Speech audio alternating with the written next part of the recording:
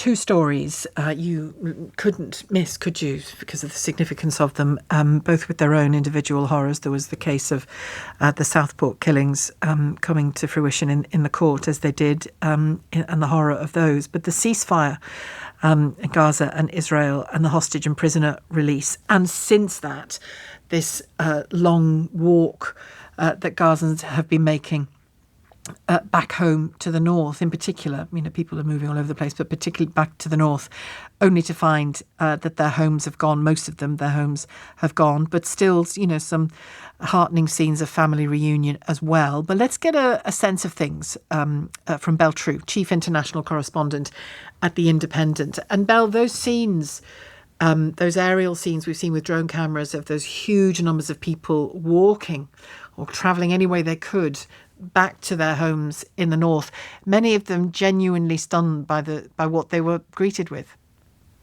Absolutely. We're talking about, well, according to the UN, over 3,700 people returning to the north of Gaza, which is the most heavily bombed out area of the besieged strip.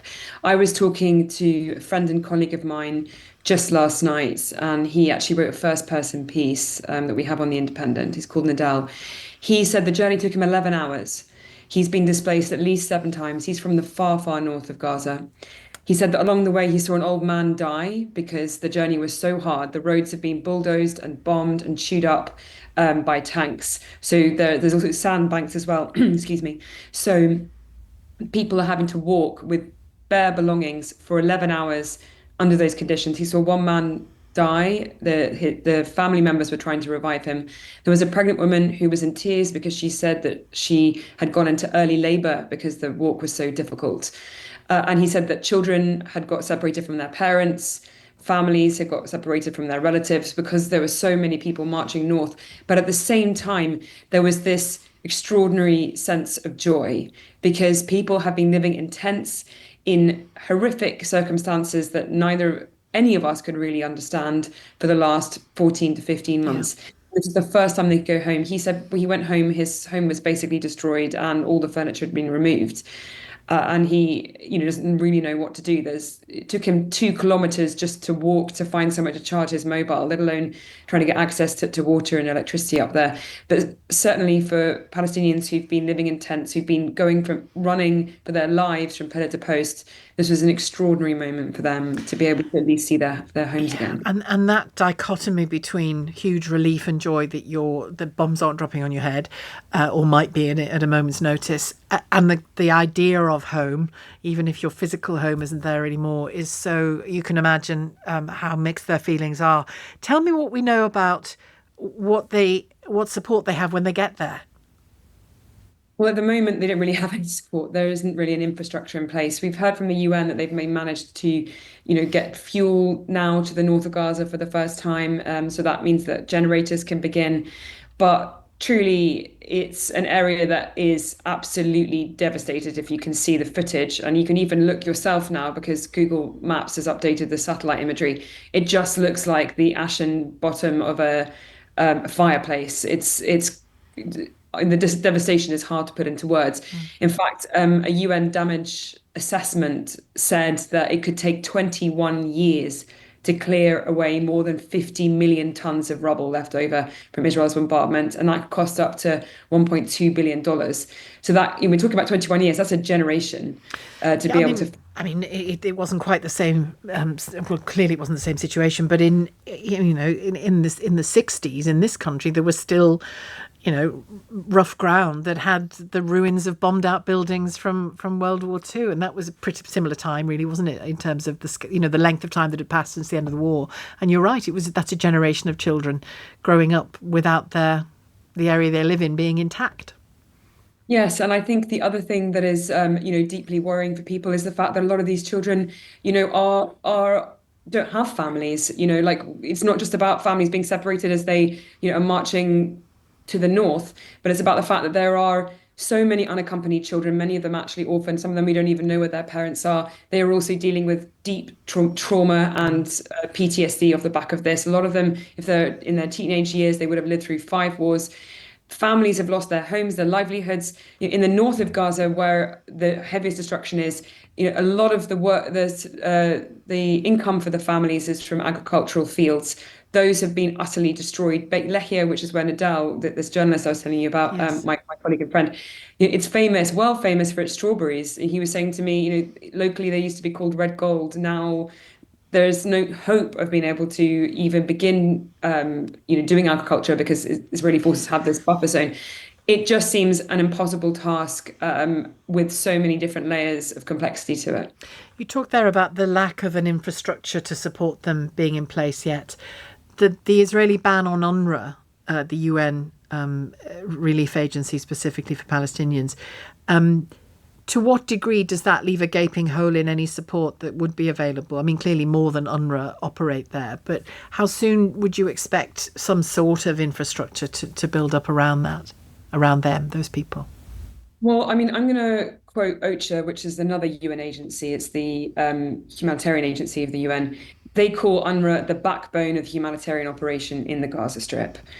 And I was actually just speaking to one of the spokespersons for UNRWA, which is the UN Palestinian Refugee Agency. And they said that, for example, over the course of this horrific war, they've provided 7 million health consultations for people in Gaza, as they have about 16,000 a day.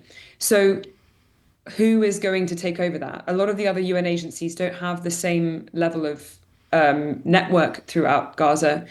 They heavily rely on UNRWA's literally buildings, as well as the staff members and the infrastructure in place. There is no other UN agency that can step up. Now, the Israelis have just held a press conference literally 5 minutes ago where the spokesperson for the government said that UNRWA was a terrorist organization and that it actually only provided 0.6% of the humanitarian response in Gaza. That is just not, according to other UN agencies and rights groups that are operating on the ground, they don't believe that is the fact.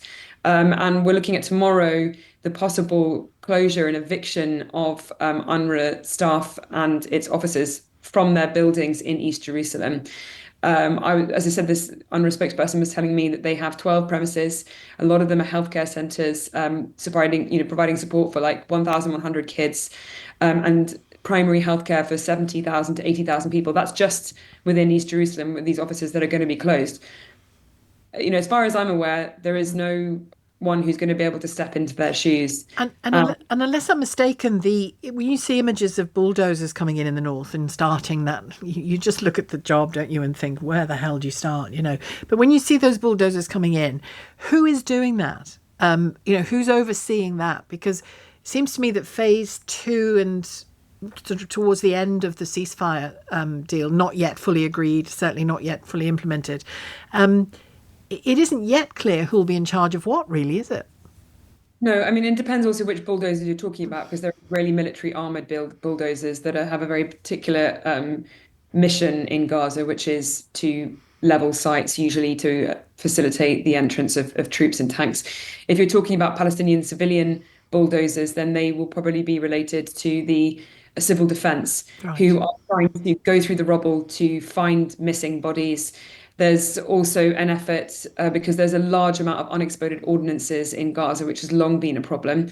But after this much fighting, after this many bombs have been dropped on Gaza, that's going to be a major, major problem for the future that will also hinder any rebuilding, because you can't just go in there with a bulldozer if you're going to set off a 2,000-pound bomb that hasn't exploded, for example.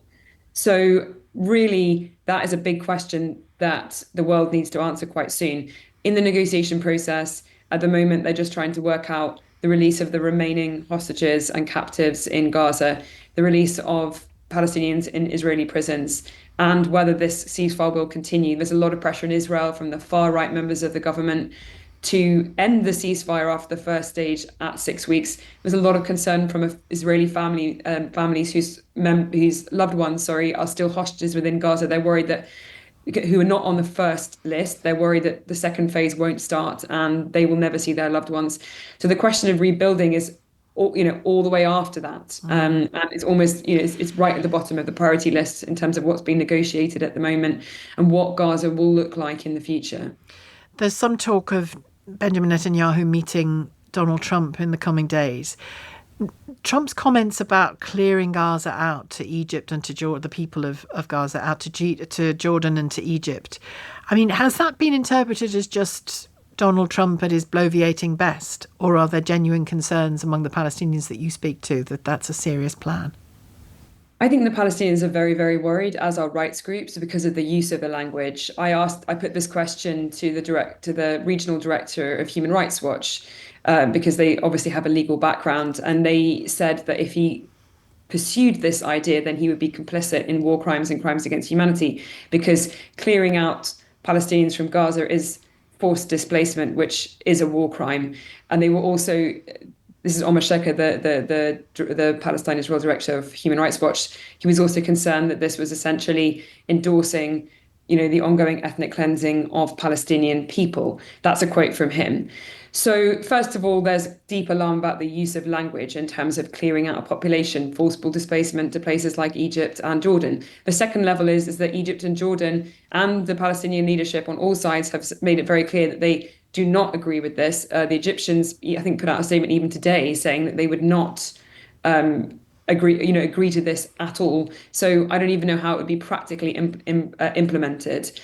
The only people who've shown support for this have been the far right members of Netanyahu's cabinet, who have We've said called for it for a long time anyway. for a long time, yes. So they basically said, we endorse this idea and we're willing to work on it with you. I suspect this isn't a long drawn out, well thought out plan.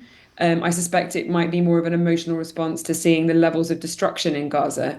But if the Palestinians leave Gaza, that would be akin to forcible displacement. Obviously, if people want to leave Gaza, that is their own choice. But telling everyone they have to go to Egypt or Jordan is forcibly displacing people. And many Palestinians I spoke to in Gaza are worried this would be a repeat of what happened in 1948 in the war that surrounded the creation of Israel, when many Palestinians were forced to or did flee their land.